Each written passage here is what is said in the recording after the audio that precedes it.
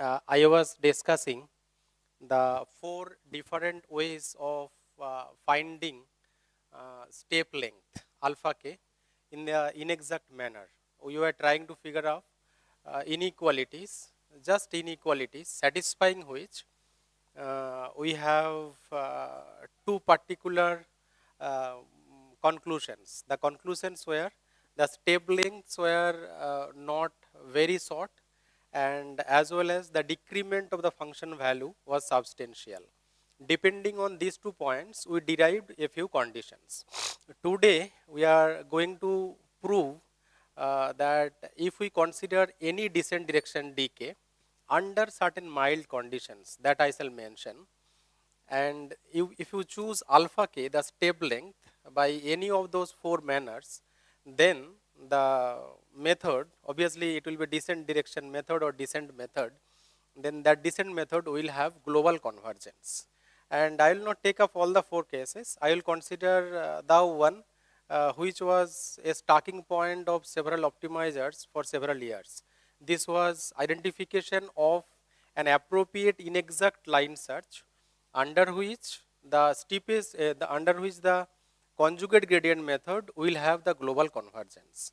Then I will pick up that weak wolf condition, and with the weak wolf condition, if we choose the step length alpha k, afterwards you follow any descent direction dk that satisfies certain mild condition, then you will have a global convergence. That we shall prove first, and then we will prove that without bothering about even any of the four conditions, if you just follow a diminishing step size rule, by that we simply mean that not only the alpha k sequence tends to 0, but also if we sum it up all these alpha k, their addition is equal to infinity. Under these two restrictions, that summation of alpha k is equal to infinity plus its limit is equal to, limit of alpha k is equal to 0. By that we mean it is a diminishing step size rule alpha k. If we follow even this alpha k rule, then also we will have global convergence. And obviously, if we follow alpha k be chosen by the exact line search rule, then also we will have global convergences. So these three topics are agenda for this lecture. At first, I will consider this weak wolf line search condition alpha k plus any descent direction dk implies global convergence. And then I will take off this diminishing step size rule alpha k plus any dk that is as long as descent and also certain angle condition on dk happens to be true, then also we will have global convergence. Plus at the later time we will consider if alpha k is chosen by the exact line search rule, then also for any dk as long as it is descent direction, then you will have global convergence. So let's start our discussion with the weak wolf condition.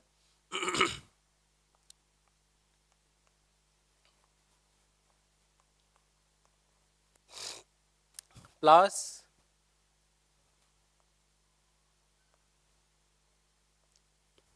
descent alpha k, that implies descent dk, sorry, that implies global convergence.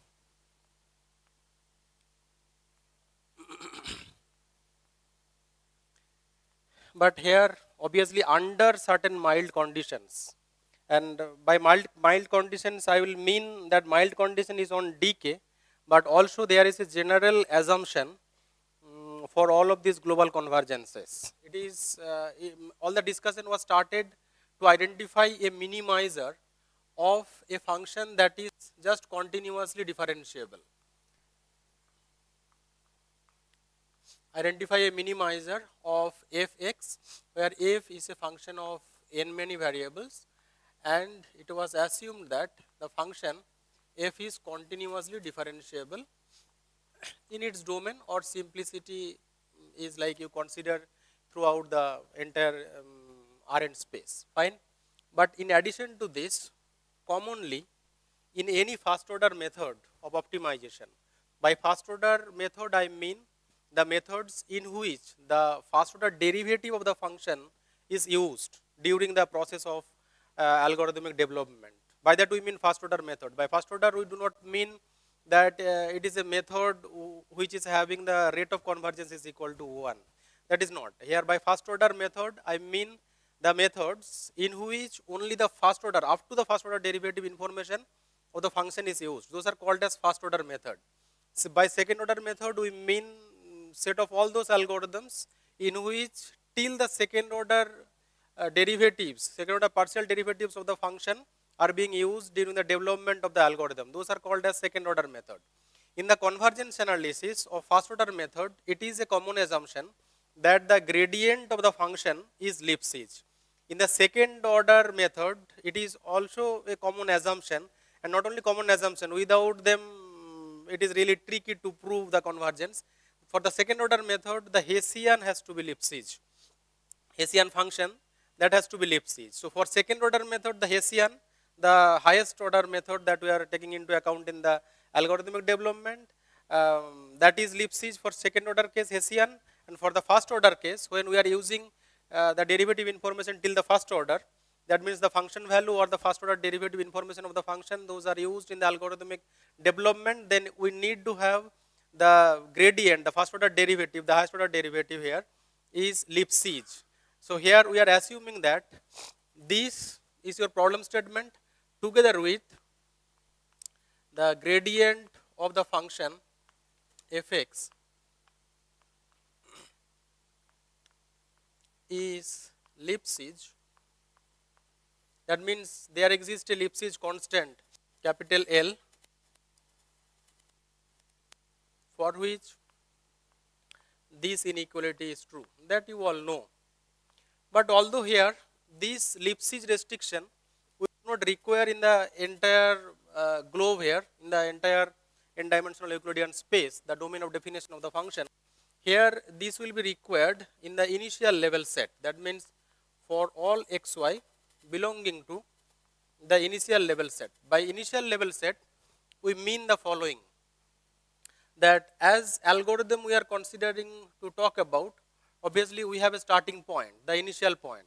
By initial level set, we simply mean this set of all points x in Rn such that the function value fx less than equal to fx naught, where x naught is your initial point to start with the algorithm.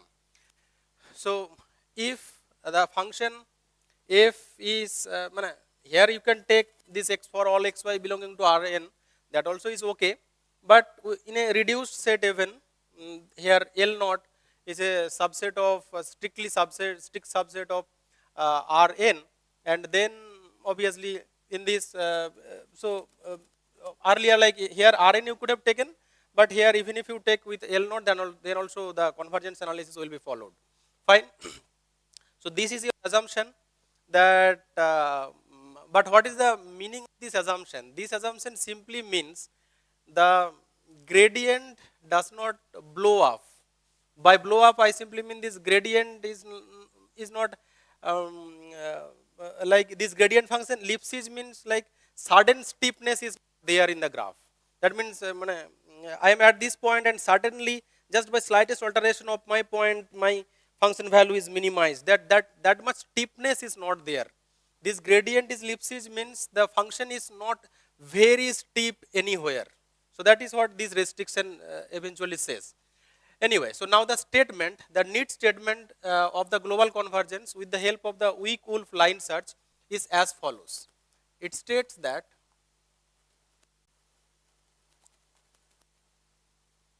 let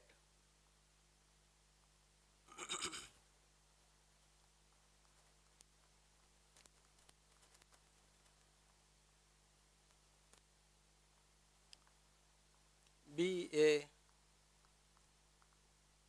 continuously differentiable function and x naught be any chosen initial point, and we denote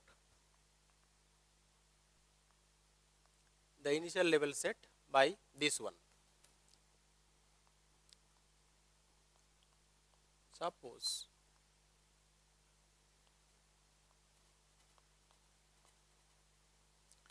dk be a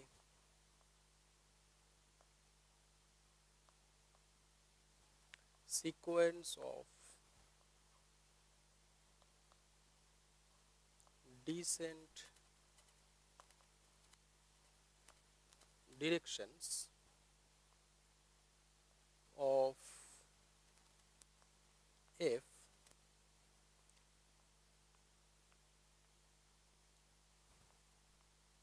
corresponding to a sequence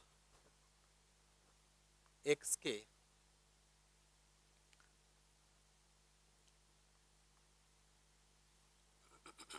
generated by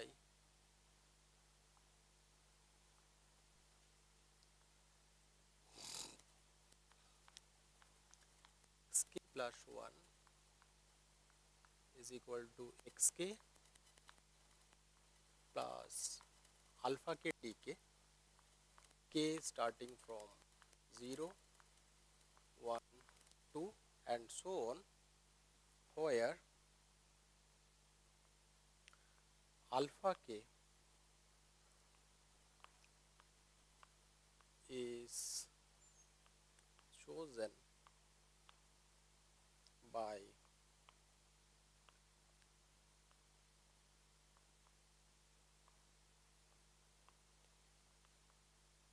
Weak-Wolf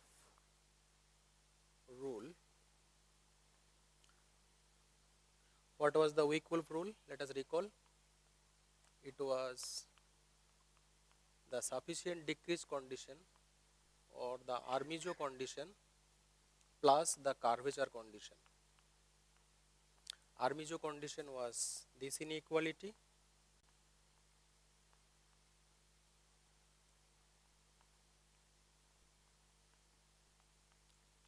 xk transpose dk for some C1 in between 0 and 1, and the curvature condition was if xk plus 1 transpose dk greater than equal to C2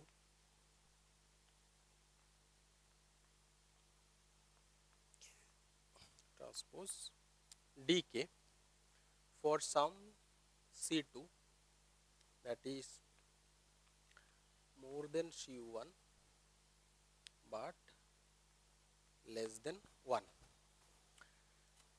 and also we assume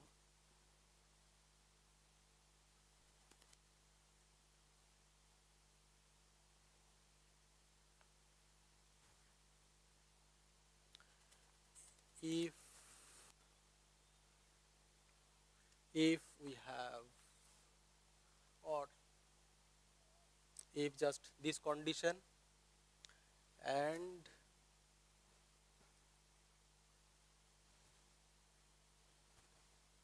dk satisfies an angle condition.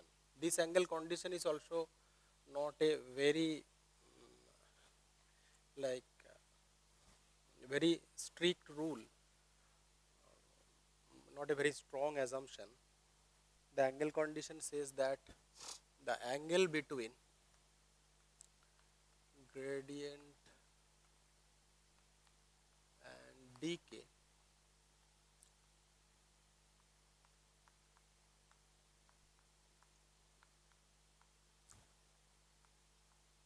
norm of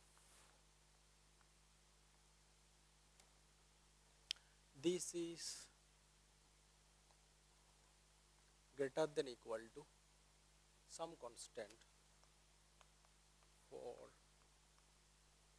some c strictly greater than 0. This is for every k belonging to the natural number set. Then we have the Joutendjic conclusion. This result was derived by Joutendjic and thus named after him, that if xk square cosine theta k square is less than positive infinity. By cosine theta k we simply mean this value, cosine theta k. Fine. Okay, so so these portions are all okay. These are like the statement that I started with, that weak Wolf condition plus the direction dk is a descent direction, and that decay is generated by this. These are all inside the algorithm, but additional condition are these two. This means that the function is not too stiff at any point, and this condition has a geometry, very nice geometry. We notice that when we figure out a descent direction, how do we figure out a descent direction? Obviously a direction that will be descent if this happens to be true. This is less than 0, certainly, right? If D satisfies this one, the direction D will be a descent direction, no doubt at all. And but there is a chance that this will be very close to 0. If this is very close to 0, then what happens? Here is your, let's suppose, level set of the function at the point xk. That means this is a set of all points x such that fx is equal to fxk, this level set. And then where is the location of the gradient of the function? At the point xk. Here is, let's suppose, the point xk. And then at xk you consider the gradient, obviously then perpendicular to the level set, and then the perpendicular. So this is your gradient. Then negative gradient's location is over here, minus negative gradient of fxk. And now where are the locations of your d, these descent directions? Descent directions are set of all those directions, those are satisfied by this one. Now if this is almost is equal to 0, then your direction d, that is the direction d, that will be almost perpendicular. If it is very, like this direction is also a descent direction, because here is your gradient location, and then gradient, and then if you consider this is very close to 0, means then this dk, this direction d is very closely perpendicular to grad f. If closely perpendicular to grad f, then there is a problem. The problem here is, notice that gradient we know is the steepest direction. The gradient, the function improves most, and function decreases most along the negative gradient. And then negative gradient is a direction along which we sense that along this direction function will decrease, and then significant most is the negative gradient.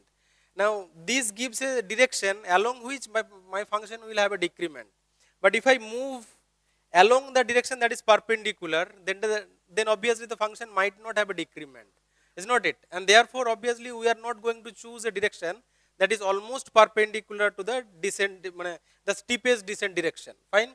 So we always avoid to choose dk that is almost perpendicular to the gradient, because there is a high chance then function really does not, although you have a decrement in the sense of this value is less than 0, then you will have a certain decrement, but that is not significant, and that is not so significant that ultimately you will have a global convergence. Fine, you need to have the decrement significant most, and the decrement measurement is almost equal to this much. If I consider around the point xk, then the difference f of xk plus d minus fxk, if I consider f xk plus alpha d minus f xk, this much, you notice that this is equal to, by the Taylor's first order formula, this will be simply some alpha or some constant times alpha of certain amount of this value, right? And if this value is very small, then obviously this value is very small, but we want decrement is significant. Fine. And therefore we always avoid not to have very close to 0 value, and that is assured by, if I consider the angle between negative gradient and d, this is measurement of your cosine inverse of this part is your angle between negative gradient or gradient with dk, this much, but we are taking up this angle is uniformly away by 90 degree.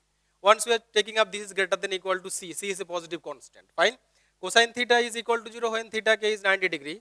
So if I wanted to avoid more than, it should be, here I want that with negative gradient the angle should be uniformly away by 90 degrees. So that means you are choosing dk from this region, that here is your negative gradient, this direction, and then this part I am leaving off. These directions, don't choose your dk inside of this region.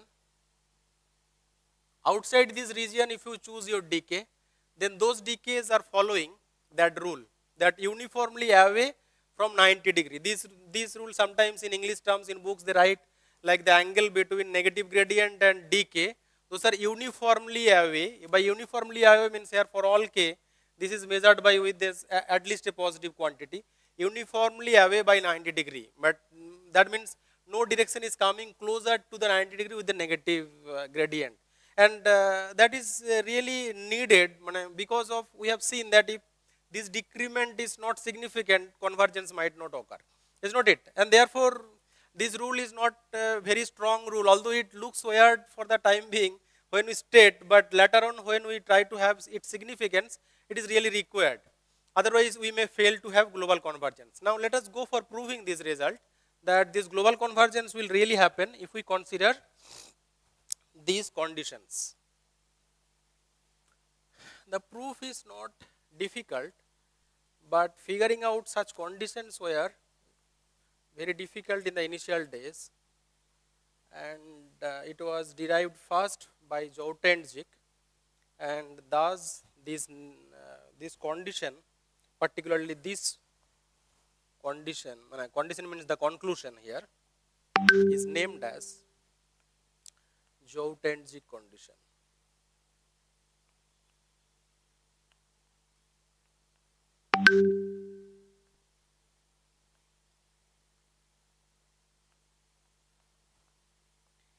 And if Joutentzik condition happens to be true, then you notice that then this is square summable. That means your this limit is equal to 0. Limit gradient of fx k square cosine square theta k is equal to 0. K tends to infinity, and from here we can quickly derive under this condition that cosine square theta greater than equal to c square. We can prove that limit infimum of k tends to infinity gradient of fxk is equal to 0, and that is what we wanted to have at least. By global convergence, we simply mean at least this should happen. By at least this should happen, it simply means that the sequence gradient of fxk has a subsequence for which this norm tends to 0. Norm of gradient fxk, that sequence that is generated xk, then this equality says that xk has a subsequence, and inside of that subsequence, suppose capital K dash, in that subsequence limit of this is equal to 0.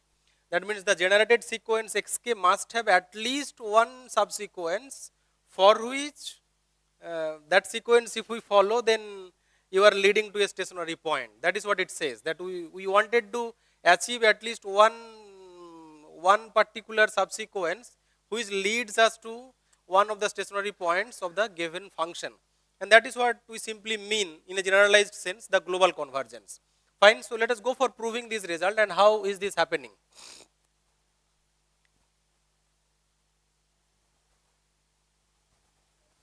Bolo.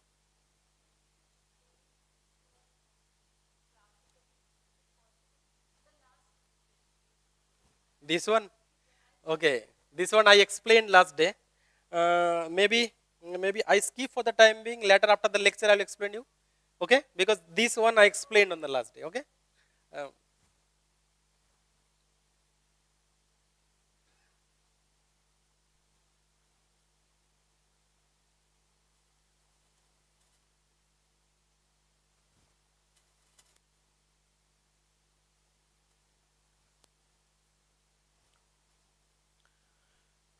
well, for the proof, we notice that if we start from the rule, weak wolf rule, the second rule, from there we have the following: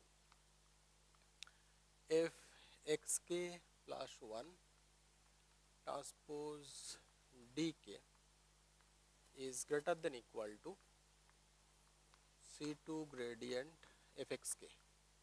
We are actually trying to figure out lower bound of alpha k. For that, we are taking up the curvature condition in the weak wolf rule and then transpose dk. If xk plus 1 transpose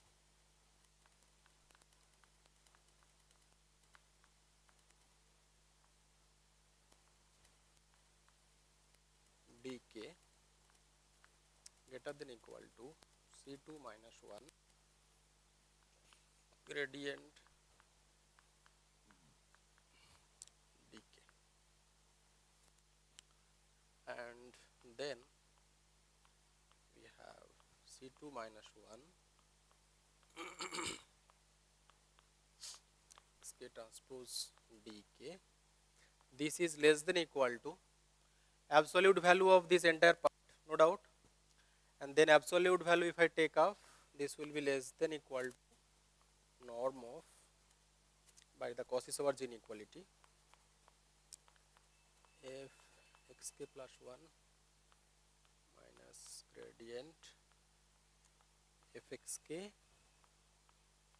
norm of dk, but this part is less than equal to L norm of xk plus 1 minus xk, that is alpha k dk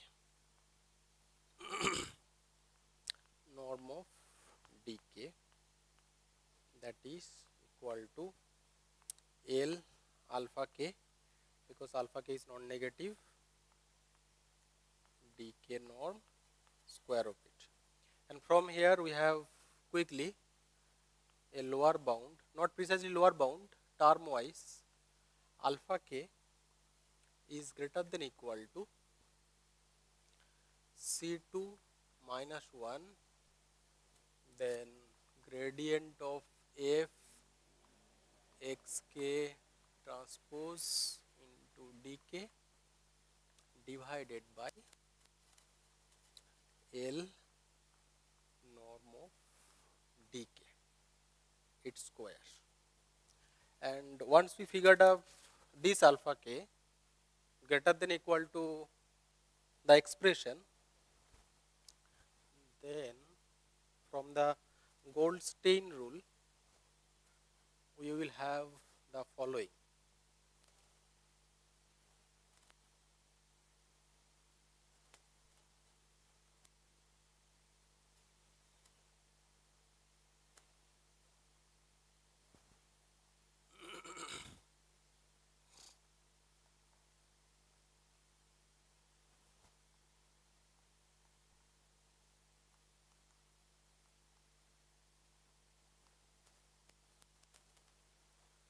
we have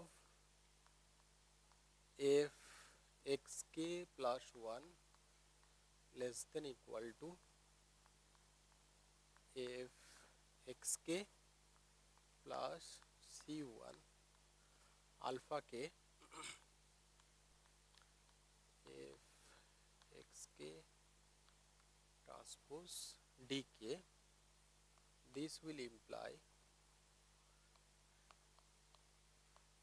f xk minus f xk plus 1, this is greater than equal to minus c1 gradient f xk transpose dk times alpha k, and this term is positive, this entire term taken into minus 1 here times this part is negative, dk is distant, so this is entirely positive, multiply with that alpha k, inequality will persist. So it will be C2 minus 1, then that gradient, so this will be then square of it, square divided by L times norm dk square of it. Fine.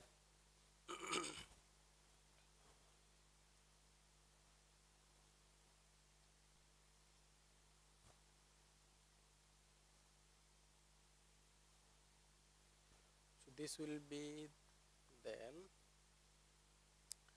here C2 minus 1 is a negative quantity, and therefore I can just take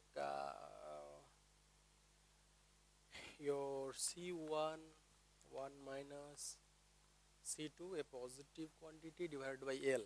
It is completely a constant. Gradient positive constant. Gradient fxk transpose dk its square divided by norm of dk square is less than equal to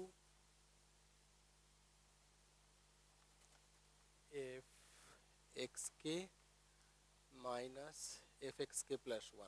I have rewritten the same sentence here, same inequality, and then I will just sum it up on both the sides. Right hand side is a telescopic sum, then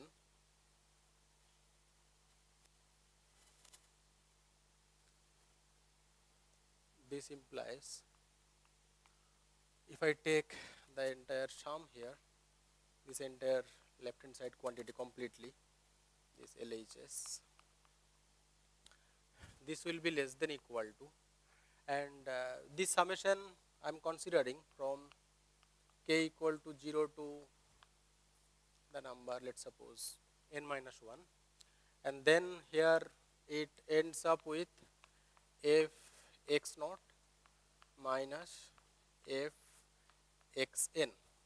Fine, no problem. Telescopic sum f x naught minus f x1 plus f x1 minus f x2 ending up with this one, no doubt. And here then we notice that when we are considering to minimize a function, then we commonly algorithm, from the algorithmic viewpoint, we commonly don't argue with it has a minimum or not. When we assume that it has a minimum, I mean, if it is not minimum, it has infimum at least. So then, if not minimum, at least it has infimum, and it is not unbounded below. If it is unbounded below, then commonly what happens? Algorithm will not converge, and then it will be like drastic. All the computational effort will go into vain. So commonly we take up some problems, and that's why today we have test problems in optimization. That those are rest assured your algorithm how good it is. You take care about them, but the problems those I am giving to you to test, those are really having at least one minimizer. So such assurance is there for test problems. There are quite a few test problems for optimization, not only for single objective, even for multi-objective vector optimization. We have today few test problems that when you consider to develop some algorithm, then efficiency of your algorithm has to be checked by well established few test problems, and on those test problems it is a common assumption that the existence should not be questioned, that the existence is okay, it has at least infimum. Infimum is not your minus infinity, fine. And therefore here although I have not mentioned during the statement of the problem, in order to be more erudite mathematically, I must have mentioned there initially that the function has infimum, at least if it is not the in the entire Rn space, but at least in the initial level set it should have infimum. And you notice that once we start with the initial level set, later on all the sequential points, those are inside L naught, is not it? Because it is a descent method. If your fx1 satisfies less than equal to fx naught, and then fx2 also satisfies fx2 less than fx naught, then fxk satisfies fx naught. That means once your x, once wheresoever you start x naught, your all the sequential points xk's, those are belonging to L naught. And therefore, all the assumptions that you are taking up, you don't require to take assumption in the entire domain of the function. You just take your assumption inside of the initial level set from where you are starting. So inside the initial level set, then in order to be more erudite in the statement, we should have mentioned that the function has infimum inside this, at least in the initial level set, the x naught that you have chosen, not if in the entire Rn space or in the domain of the function. Fine. So if the infimum exists, then we notice that this portion is obviously a bounded quantity for whatsoever n you take up. So if I take up this tends to, so when n tends to infinity, so this goes with k equal to 0 to infinity, and this entire expression, this is a constant that can be positive constant that can be absorbed on the right hand side, and it is a finite quantity.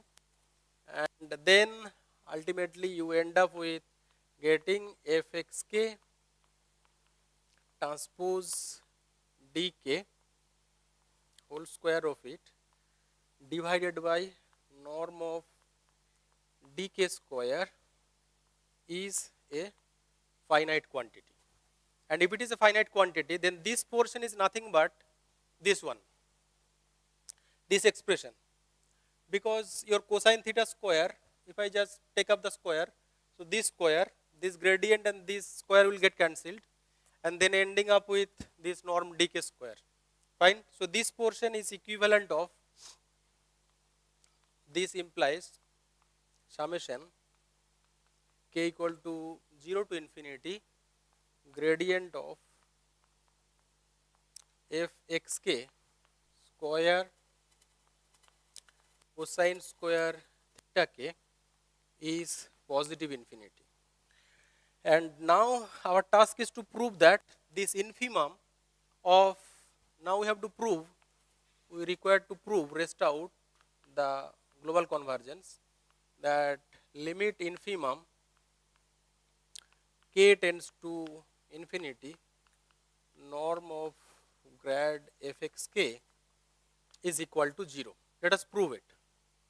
We will prove by the method of contradiction. Once we have proved this portion that this is less than positive infinity, then certainly we have limit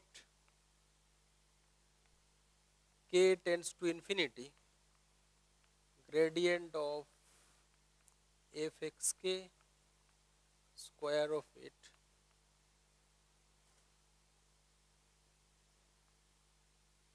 cosine square theta k is equal to 0.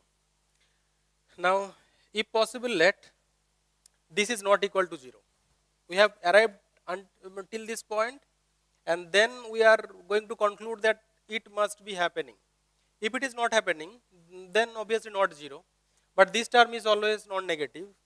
So it is not 0 if you are assuming, means this is positive, right?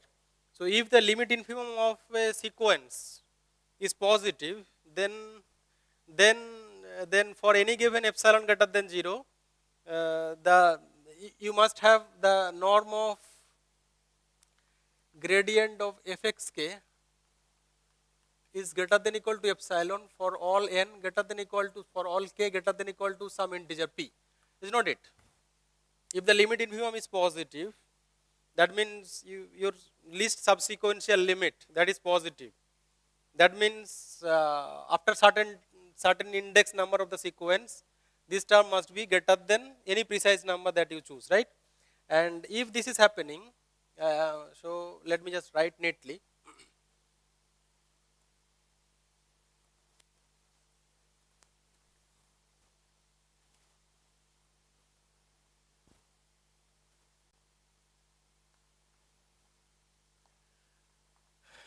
If limit infimum k tends to infinity gradient of fxk is not equal to 0, that is, you are assuming that greater than 0, then for any epsilon greater than 0, there exists some natural number p such that this is greater than epsilon for all n greater than equal to p, right? Now here this part, that limit is equal to 0. Limit k tends to infinity, gradient of fx that square into cosine square theta k. So now you notice that that term, if I take up fx k its square cosine square theta k, this is then greater than equal to epsilon square, and cosine square theta k, it was assumed to be greater than c, so c square, right? That means it can never tend to this portion can, this is strictly a positive quantity, greater than, is not it? And then if it is happening, obviously this is happening for all n greater than equal to p, and from this inequality it is saying that if you are assuming that limit infimum is not 0, then this is not 0, but it is equal to 0, and therefore our assumption that limit infimum is not equal to 0 is wrong, and then in that case obviously you have that limit infimum is certainly is equal to 0, fine. And therefore this implies simply that limit infimum of gradient of fxk is equal to 0, and this is due to this fact. Under without this assumption, this cannot be, might not be possible, because here you notice that it might happen that this is not tending to 0, but this is tending to 0. This is tending to 0, that can also happen if you don't restrict yourself that decay and gradient of f, their angle is not more than uniformly not have a 90 degree. If you do not assume this one, then you may not have this limit infimum of gradient is equal to 0. Fine. So this from here till this part was not requiring that condition greater than equal to c, that angle condition uniformly more than 90 degree away. So that if that condition is not assumed, then your global convergence might not follow. We may just end up with this one, and this is your Jout and G condition. Fine. Jout and G, although ended up with this one, although it was truly bit trivial, but he did not derive this one. Later on it is now named as angle condition, and even like this angle condition also has now a weaker replacement. Weaker replacement is gradient related. By gradient related we mean if limit infimum of this is greater than 0, if that implies that the angle between negative gradient and the direction dk, it has limit supremum greater than 0. A direction dk is called gradient related if limit infimum of this norm is greater than 0, implies this one, implies this condition, then we call such a direction dk gradient related. Even if dk does not satisfy the angle condition, but dk is gradient related, then also in a tricky manner we can prove the global convergence, and this is weaker than that angle condition. Angle condition is stronger. If angle condition happens to be true, then obviously we have this condition true, but not the reverse one. Today we, under this weaker assumption also, we have global convergence. Much fascinating is that without Lipschitz condition also, towards the end of 90s, like 1998, it was a first paper, I am forgetting the author, who started analyzing without the Lipschitz condition if there is a global convergence of all these descent algorithms. And they succeeded, but obviously not in a straight manner like the one I was mentioning, that the sequential points would be generated by simply any decay you choose as long as it is descent, and then follow the iterative sequence xk plus 1 is equal to xk plus alpha k decay.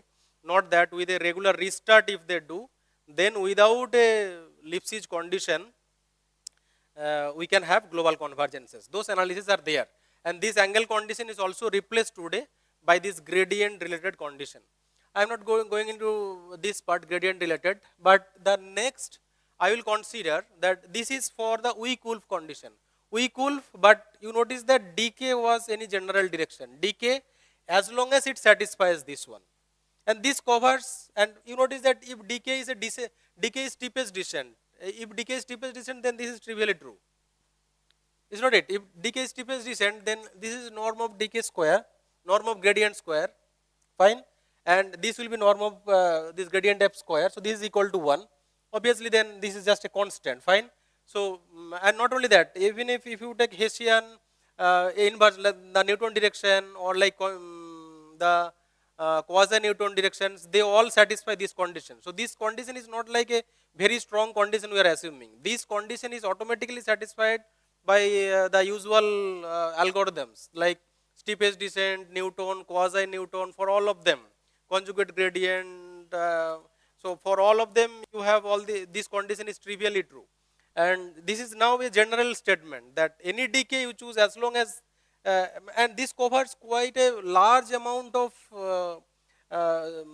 region in which decay can lie. The region I was mentioning, that it is your negative gradient, and then you consider any decay, those are on this direction, and that covers quite a large one. Just exclude just a thin part of it, and then if you exclude that, as long as decay is chosen in this large part, then also it has a global convergence. Fine.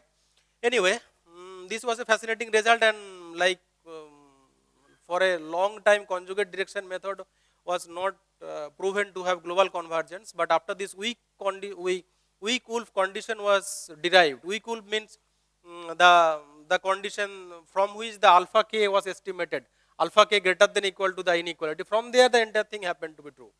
We require that alpha k to be greater than equal to at first the inequality that I derived on that corner I wrote, and then I figured out ultimately this part. This part is trivial. It is just telescopic sum. But that alpha k greater than equal to, in order to have that, then the person Wolf derived that I need to have my alpha to satisfy that curvature condition. Then obviously trivially even conjugate gradient, and then not conjugate gradient, any direction that satisfies this, you have a global convergence analysis. Fascinating. Now next we will consider, maybe time is up. Yes. Yes. Limit. Yes. Mm-hmm. Uh, this portion you mean? Simply c square.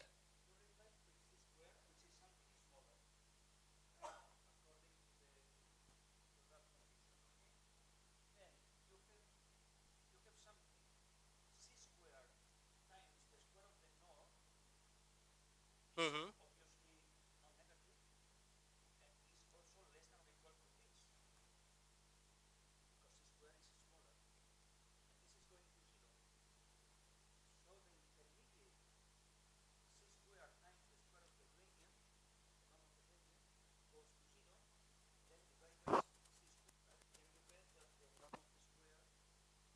Yeah. Yeah, yeah. Yeah, I hope perfect.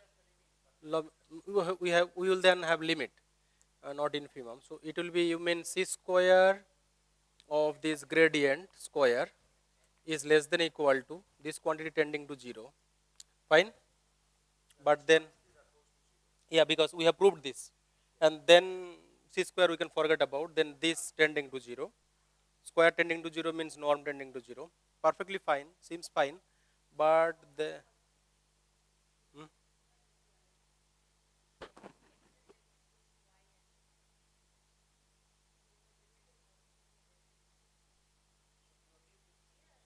Hmm.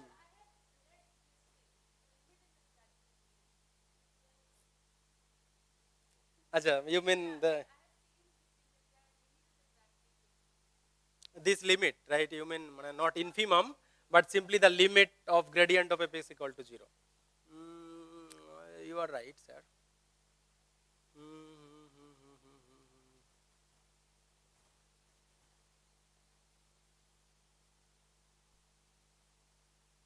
But commonly in algorithms, we end up happy saying that, okay, for this case, you are right, obviously, not infimum.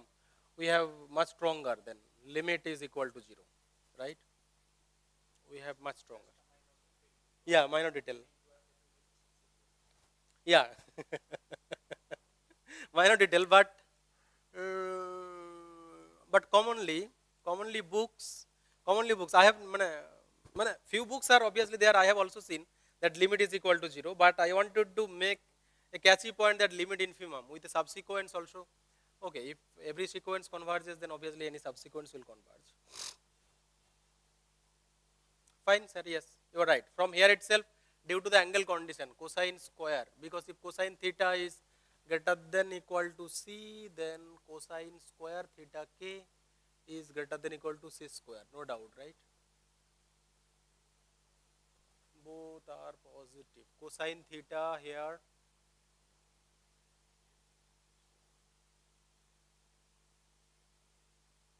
No, no, no, no. Here this cosine theta,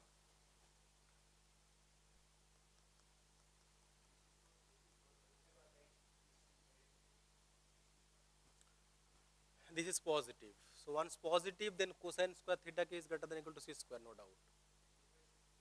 Square, no doubt. Perfect. Yes. So then from here directly we will have no limit infimum. Limit simply from here limit. Yeah. Shorter way. That limit of this part is equal to simply 0. So global convergence. Fine. Anyway, so on the next day, without all of this very tricky decay or alpha k to be chosen by the inequalities and all, you simply consider any alpha k that satisfies that summation of alpha k is equal to infinity, and consider alpha k tending to 0 or 0 plus whatsoever you say. So these two conditions will be sufficient to realize the global convergence. Fine, we shall see on the next day that you don't have to figure out that what alpha k you are choosing, Armijo condition, backtracking, all these inexact line sets are not required. And this alpha k if I follow, then there is no certainty that the functional values at the iterative point, fx k is a descent direction, descent sequence, that is also not assured. Because we do not know alpha k, this much step length if I choose, that alpha k is going to give me like decency, that fx k plus 1 less than equal to fx k. Maybe decay is a descent direction, but this much alpha k length may not be a descent length, is not it? Because for decency, a direction decay is descent, but by that we have simply certain amount of alpha k to which it is descent. Then later on you may not have decency, is not it? By descent direction, we mean at least a small amount of length, positive amount of length you have, along with till that part the function value degrades. Degrades means not strictly degrades. You may have up and down over here also, no problem. But here, like any point you choose till this part, the function value is smaller than this part. That is what your decency condition.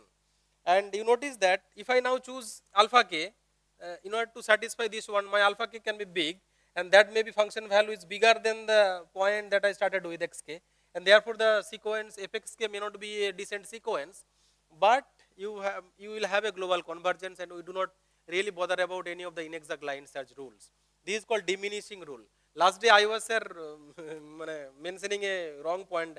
It was not your alpha k square is less than positive infinity. It cannot be replaced by this one, because if it is replaced by this one, this trivially follows this one. So this part, commonly books they say this and this, but we do not require this, but we simply require this, and this is more weaker than this one. Fine, and therefore, yeah, I always love to have weaker conditions, and that's why I always follow this one, that this is positive infinity plus this, which we will refer as diminishing condition. Commonly we refer like this plus this as a diminishing condition.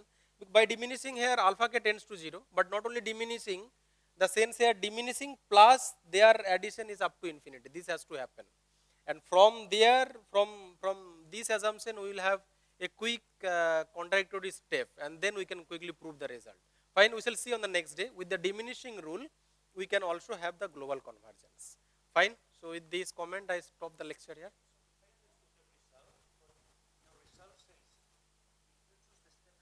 Yes.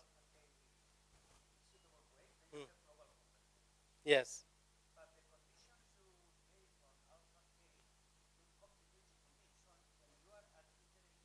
Mm.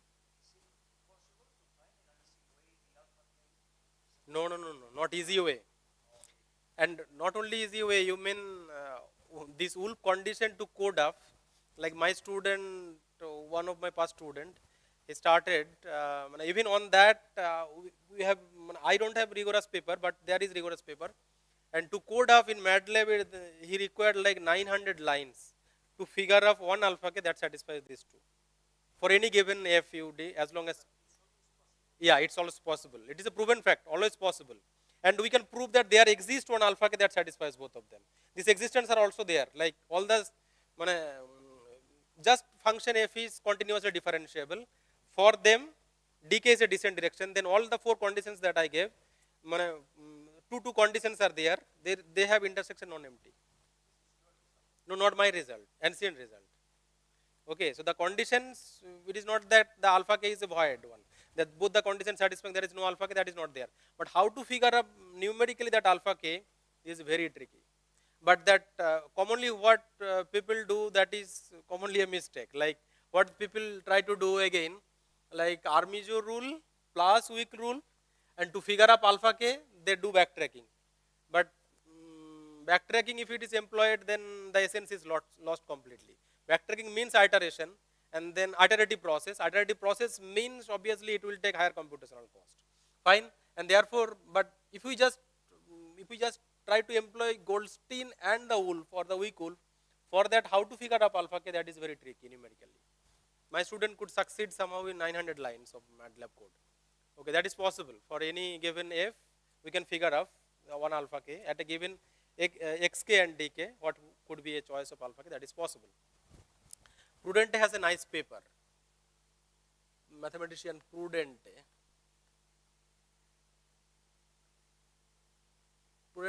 and his group, they does quite a good work in numerical algorithms. And he wrote a paper on figuring out how to figure out alpha k step length that satisfies the weak wolf condition.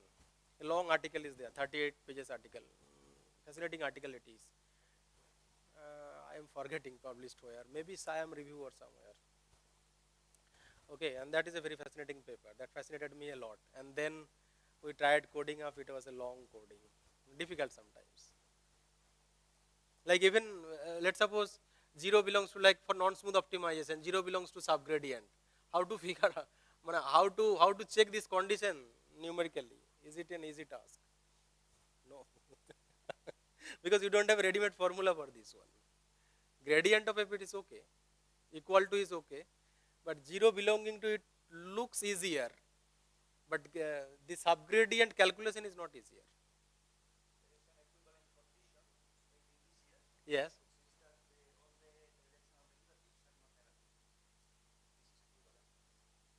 All the directional derivative.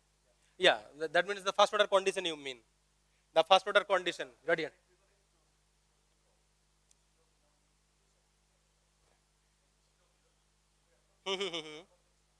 Okay.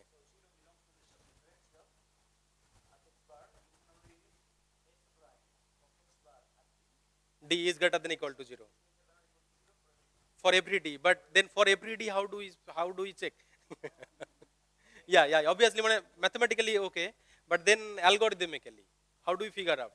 So it will be then a very damn difficult task. When we go with non-smooth functions, much difficulty arises. Like simply this condition. Like here we can sense quickly in a sensible way, gradient of f is equal to 0, norm of grad f equal to 0. This can be done just by checking out gradient of fxk is less than epsilon or not with a threshold value, that is okay. But how to check up this one, 0 belonging to this one? No, no, no.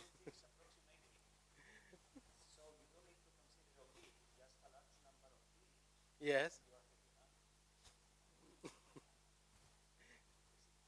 No, this here. No, here commonly what do you do? like subgradient set, and then compact set, then we make an outer approximation, and then 0 belonging to that polytope. So polytope is a finite now, you have finitely many, yeah. Okay, so we go with that approximation, 0 belonging to that convex combination of the sides, polytopic.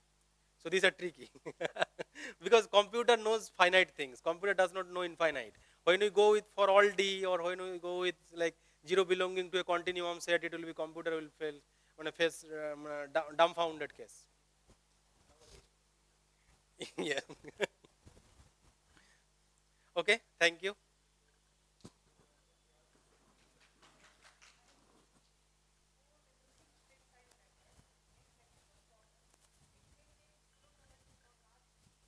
Yeah. True. Okay. No. Okay. In terms of preference, obviously, commonly preference in the sense of two here first. You have a ready-made choice. You don't have to bother about what is your alpha k, readily available. But there I mentioned for weak wolf condition you require 900 lines to run, time consuming. What my point? Did you get my point or not? Alpha k you have a readily available value here. You may have slow rate of convergence, but readily available values you have.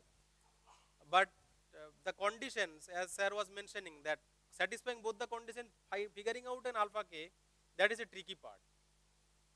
But if we follow those, they have faster convergence. Obviously, this will have a slow rate of convergence. Again, depending on what alpha k, what kind of alpha k you are choosing. So you can be happy with 1 over k, but somebody would be happy, okay, 1 over under root k, but 1 over under root k if you take, then obviously it will have a slower rate of convergence. Is not it?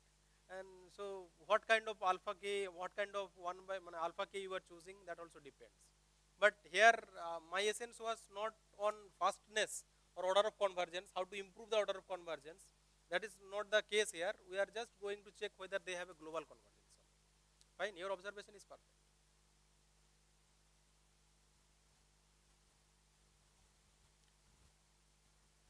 Okay.